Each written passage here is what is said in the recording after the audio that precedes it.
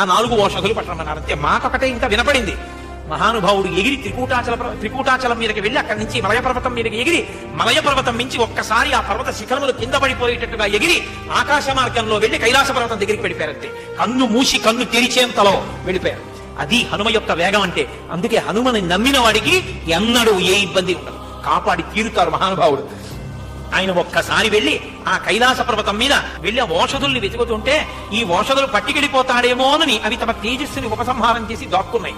యక్షులు, సిద్ధులు, దేవతలు అందరూ ఆకాశం మీద నిలబడి స్తోత్రం చేస్తుండగా రామకార్యం మీద ఉపకారం చెయ్యని మీ బ్రతుకెందుకని ఆ పర్వత శిఖరాన్ని తన వేళ్లతో పెళ్లగించి చేత్తో పట్టుకుని అంతే వేగంతో జాంబవంతుడు ఎలా చెప్పాడో అలా మళ్ళీ కన్ను మూసి కన్ను తెరిచేటప్పటికి ఆకాశ మార్గంలో గరుత్మంతుడు వస్తున్నాడా అన్నట్టుగా ఆ సంజీవని పర్వతాన్ని తీసుకొచ్చి ఆ ఓషధీ పర్వతాన్ని ఆ యుద్ధ భూమిలో దింపారు.